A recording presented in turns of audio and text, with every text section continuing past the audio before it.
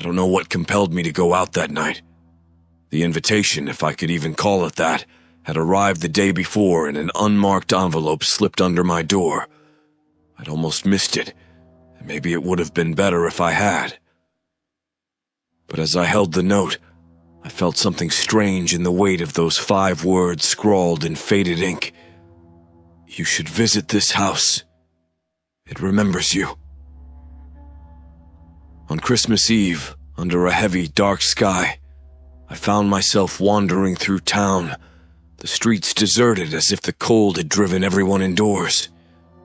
Each step crunched the frost on the pavement beneath me, and though every house was strung with lights and wreaths, I felt more like a trespasser than a visitor in this old neighborhood. I hadn't been back here in years. It was the place I grew up, the place where most of my memories lay buried, some too deep to easily unearth. The address on the note was scribbled hastily, but I knew the place as soon as I saw it.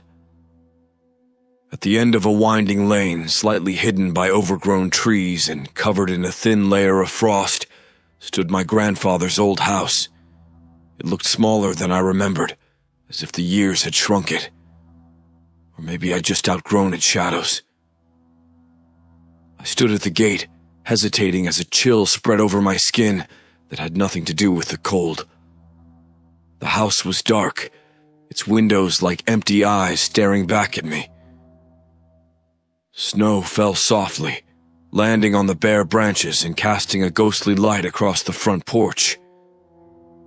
For a second, I thought I saw something flicker in one of the upstairs windows, a shadow moving against the dim light.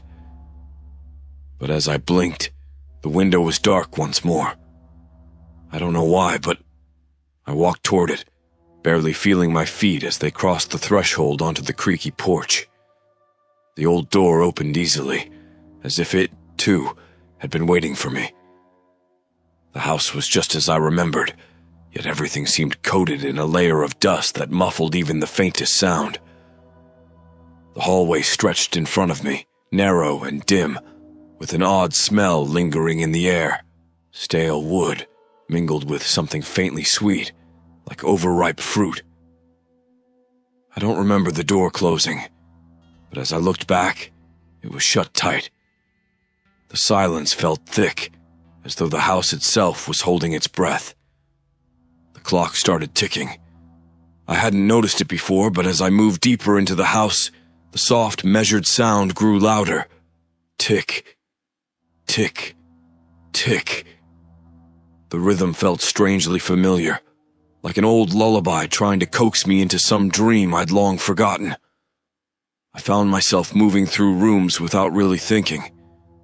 Each one was a fragment of memory: the parlor where we decorate the tree, the small kitchen where the air would be filled with the smell of warm cider, and the study with its dim lamps and high-backed chair where my grandfather would read to me by the fire. But everything felt frozen in place, like a photograph starting to yellow with age. The den was the last room at the end of the hall. The clock's ticking echoed louder here, and as I stepped into the doorway, I felt an icy draft, though all the windows were shut. Shadows seemed to cling to the corners of the room, and the dim shapes of familiar furniture emerged, though now they seemed distorted, twisted by some darkness that was hard to pin down. As I looked around, something caught my eye on the mantel above the fireplace. An old, brass-framed photograph of my grandfather and me, taken on the Christmas Eve just before he passed. His face in the picture seemed different somehow, his eyes looking past the camera, distant and cold. I reached up to touch the frame, and at that moment the ticking of the clock stopped. The silence was immediate and absolute. And then I heard it, a whisper, faint and low, drifting from somewhere deep within the shadows. "Do you remember, child?" My heart pounded and I took a shaky breath, frozen in place as the whisper lingered in the air. The voice was soft, almost gentle, like someone coaxing a secret out of me. It was strange, but it didn't sound like my grandfather at all. Still, Something about it pulled me further into the room. I knew I should have left right then, turned and walked out, but curiosity, or maybe something deeper, kept me rooted to the spot. The shadows in the den seemed to shift, drawing in around me. The only light came from a small, dusty lamp in the corner, casting faint, flickering patterns on the walls. And in that dimness, I saw something move, a shape forming in the air, like smoke curling into an image. Slowly, it took the form of a man, tall and thin, his face just out of focus, as if he were hidden behind a veil of mist. Who are you?" I managed to ask, my voice barely a whisper. But I knew. Somehow, deep in my bones, I knew. This was my grandfather, but not the man I remembered. He looked both familiar and wrong. His eyes were hollow, reflecting none of the warmth I remembered from my childhood. Only a vast, empty darkness that made my skin prickle. He didn't answer right away.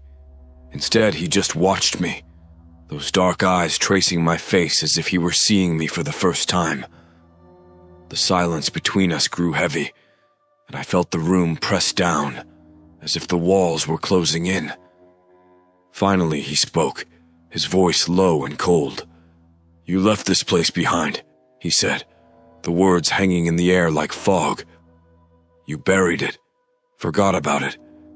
But the past doesn't stay hidden forever, does it?"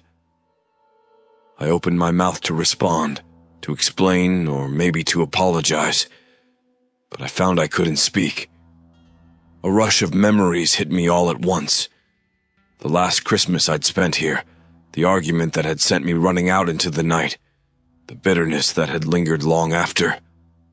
I'd never returned, had never even thought to, until that note had found its way to me. As the memories flooded over me, the room began to change. The walls seemed to ripple, and suddenly, I was no longer standing in that cold, silent den.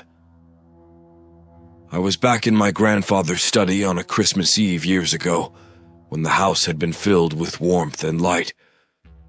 I could see my younger self sitting cross-legged on the floor, eyes wide with wonder as my grandfather told stories by the fireplace. I could almost hear his voice, smell the faint scent of his pipe smoke, feel the flicker of firelight warming my face. But something was wrong. The scene was familiar yet twisted. My younger self looked smaller, somehow frailer, the room darker and warped, the fire casting eerie shadows that seemed to dance on their own. And my grandfather, sitting in his armchair, was watching me, not the child in front of him, but me, standing there as an outsider, witnessing the scene like a spectator at my own life. "This was your choice," the ghostly figure murmured, his voice echoing through the room. "To leave, to forget. You turned your back on what you couldn't face, and now it has come back to claim you." The warmth in the room drained away, replaced by a biting cold that settled deep in my bones. I could feel something pulling me, an invisible force urging me to step forward, to re-enter the scene, to sit by that fireplace and join my younger self and the shadowy figure of my grandfather. But I held back, rooted by an overwhelming sense of dread.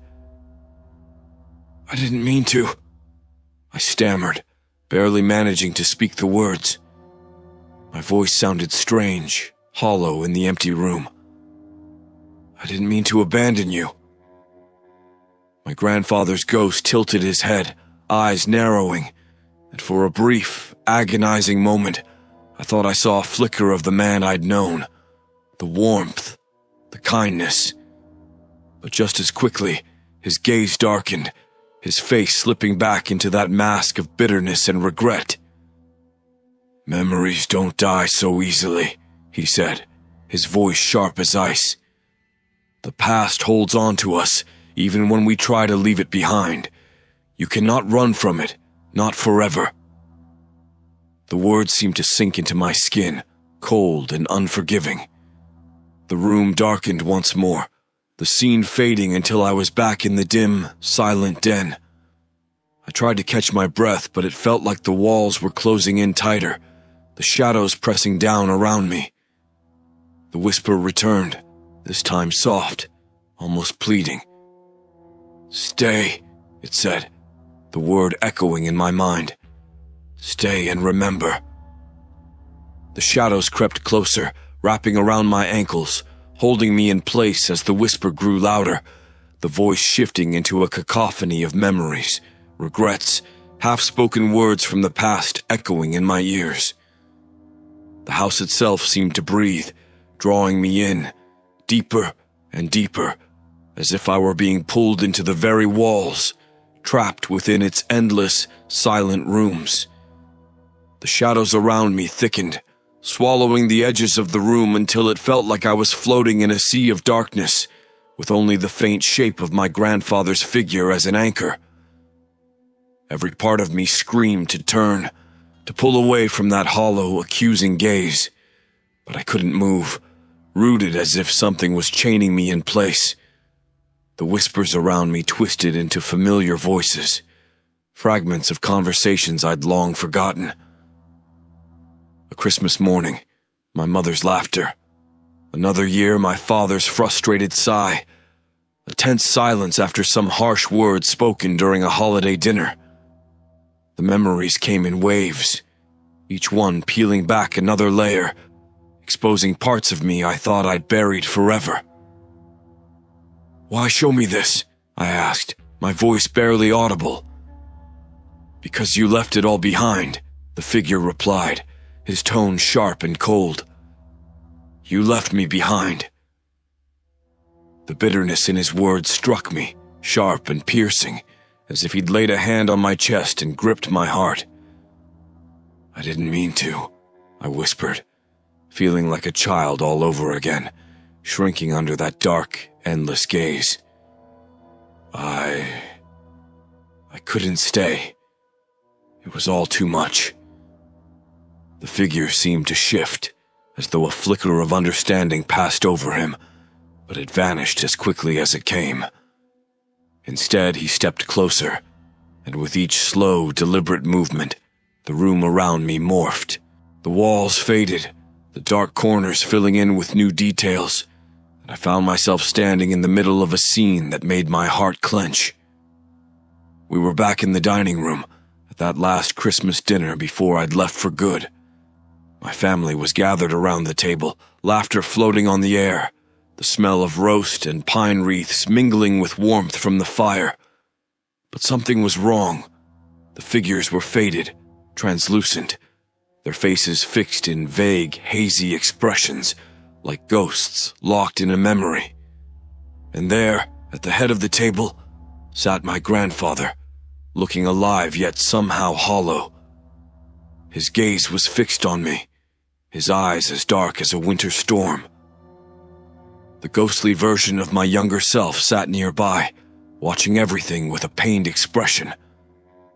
I remembered that night so well, how a simple conversation had spiraled into a bitter argument, harsh words that had lingered long after I'd stormed out the door.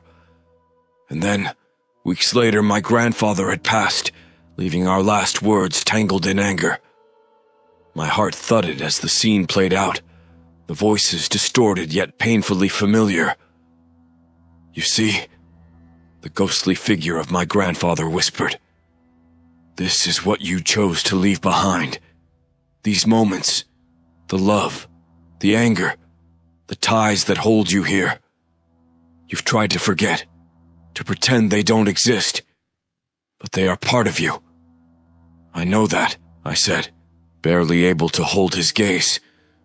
"I know, but I can't change the past. I can't change what I said.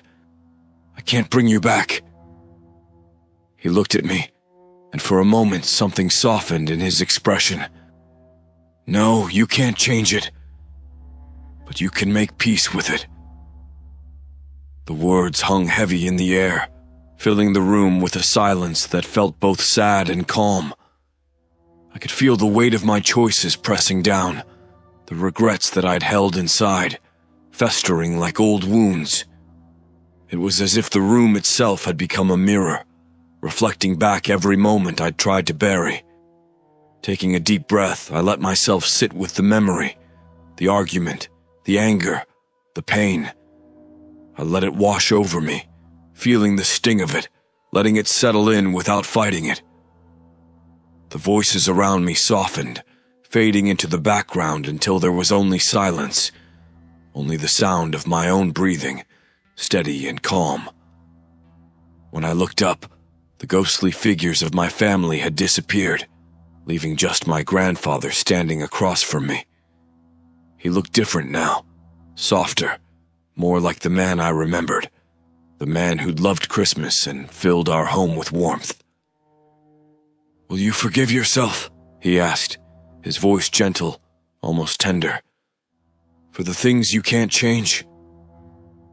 I nodded, feeling a strange lightness fill me, as though a weight I'd carried for so long had finally lifted. The room seemed to brighten, the shadows receding, and for the first time I felt like I could breathe freely. My grandfather's figure began to fade, his face softening into a faint, warm smile. "Then you're free to go," he whispered. "But remember, child, the past never truly leaves us. It lives on in memory and in love."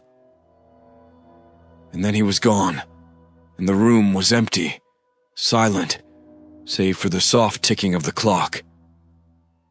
I stood there alone, feeling the air around me clear, as though some long-forgotten warmth had seeped back into the walls of the house. I stood there, letting the silence settle around me, feeling the stillness of the house for the first time. There was no cold dread pressing down on me, no shadowy figure lurking at the edges of my vision. It was just quiet, peaceful almost. But then, a soft shuffling sound came from somewhere deeper in the house, breaking the calm. My breath caught as I looked down the hallway, where the shadows seemed to stretch longer than they should have, like fingers reaching toward me. I shook off the feeling and tried to convince myself that it was nothing, a trick of my mind, a remnant of the strange night. Yet something in me hesitated. The sense of finality that had just begun to settle felt fragile, easily shattered by one wrong step. I took a slow, steady breath and turned to leave, stepping back into the hallway and toward the front door. But as I passed the den, something stopped me, a strange pressure in the air, a weight that pressed down on my chest. I could almost feel a presence there, watching, waiting. Against my better judgment, I found myself stepping back into the den, drawn as if by some invisible pull. The room was empty, but the atmosphere felt thick, as if the air itself was waiting.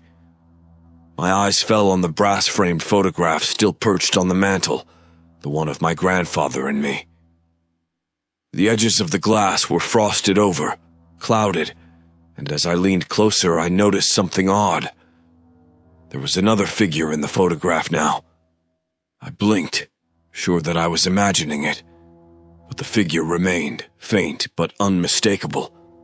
It was me, an adult me, standing beside my younger self, watching over us both. A shiver ran through me as I stared, realizing that the photograph had somehow captured this moment, that it had frozen a piece of this night into its frame. It was as if the house itself was unwilling to let me go, wanting to remind me that it would hold on to a part of me no matter how far I tried to run. The whispers returned, softer now, like echoes fading into the distance.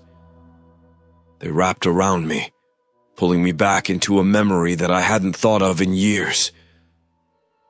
I remembered my grandfather telling me once that homes could remember, that they held on to the people who loved them, who had filled them with life and stories. I reached out, touching the cool glass of the photograph, and murmured, "I'm sorry, for leaving, for forgetting, for all of it." The house creaked in response, as if acknowledging my words, and I felt a soft warmth at my fingertips. The shadowy weight lifted, and the den felt lighter, the air almost sweet, like the scent of pine and cinnamon that had once filled it on those long-ago Christmases. I could feel something letting go, an invisible tether releasing, freeing me. I turned away from the photograph, my heart steady now. Moving toward the door felt different this time, lighter, with none of the dread I'd felt before. I crossed the threshold and felt the night air hit my face, fresh and cold. The snow had stopped falling, and the stars glittered overhead, casting a pale glow over the lane. As I closed the door behind me, a soft click echoed in the silence. I glanced back, half expecting to see a face in the window, a shadow watching me leave. But the house stood dark and quiet, no sign of anything out of place. The only trace of the night's events was the faintest hint of warmth that seemed to linger in the air, like the last ember of a fire before it finally fades. I turned and walked away, each step feeling lighter than the last, though a strange sensation stayed with me, a sense that the house and I had made some silent pact, that it had accepted my apologies and I, in turn, had accepted its memories. And though I didn't look back, I knew that a part of me would always linger there, a fragment of time held in the walls of that quiet, old house. As I reached the end of the lane, I thought I heard a whisper carried on the breeze, a soft voice, distant and fading, like the final line of a song. "Remember, come back sometime." And though the words faded quickly, swallowed by the cold night, I felt a strange comfort in them. The past wasn't something to fear or bury. It was something to remember, to carry gently with me, like a small light against the darkness. And as I left that place behind, I felt, for the first time in years, that I was truly free. As I walked back down the empty lane, the night seemed sharper, more alive. The cold nipped at my skin, but it no longer felt biting. Instead, it was bracing, refreshing. I glanced around at the trees, heavy with snow, and the way the stars scattered their light across the path, as if every detail had sharpened into focus after my time in that house. Each step I took felt like it was pulling me further into the present, grounding me. But the sense of freedom I'd felt was beginning to shift, morphing into something else. There was a strange heaviness tugging at me, a nagging sense that I hadn't truly left that house behind, that maybe, just maybe, something was following me. I shook off the thought, quickening my pace. Yet with each step, the feeling grew, tingling along my spine.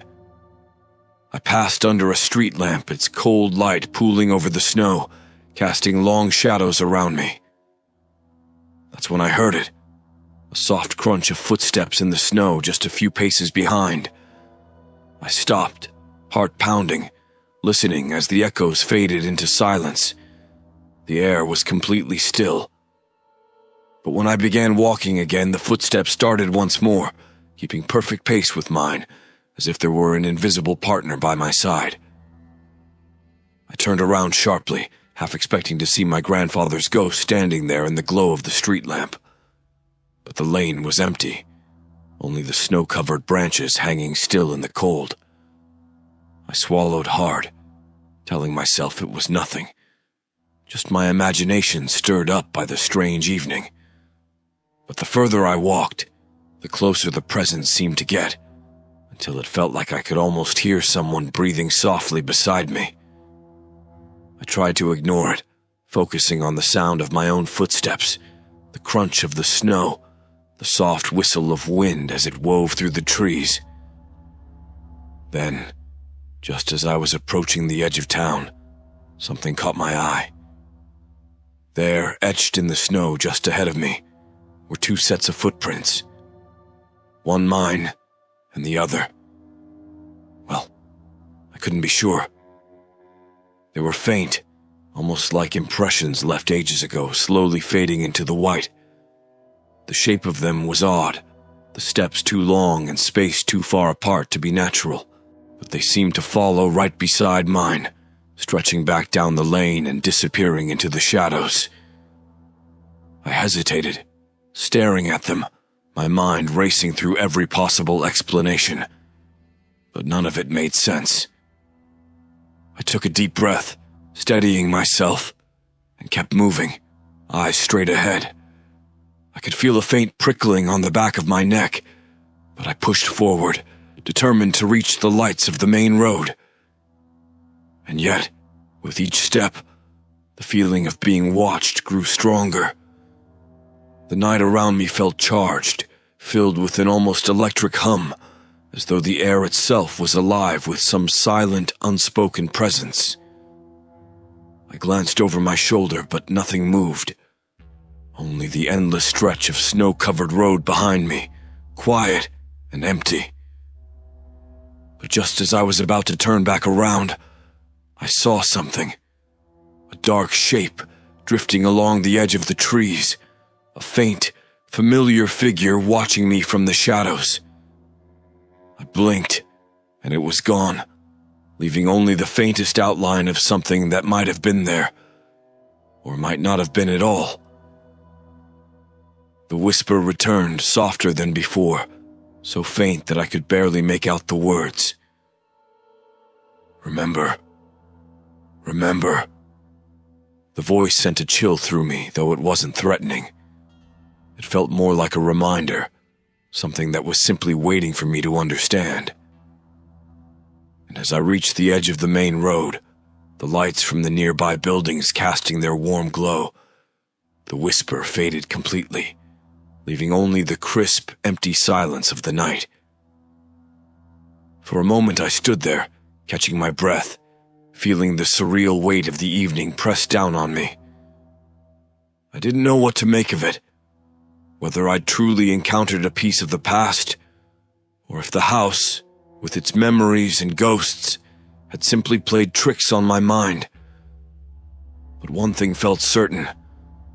Some part of me had left that place behind, but some other part would always belong to it, tied by an invisible thread that stretched back through time, connecting me to those cold winter nights and the warmth of my family long ago. With a final glance back down the empty lane, I turned and headed home, feeling both haunted and somehow at peace.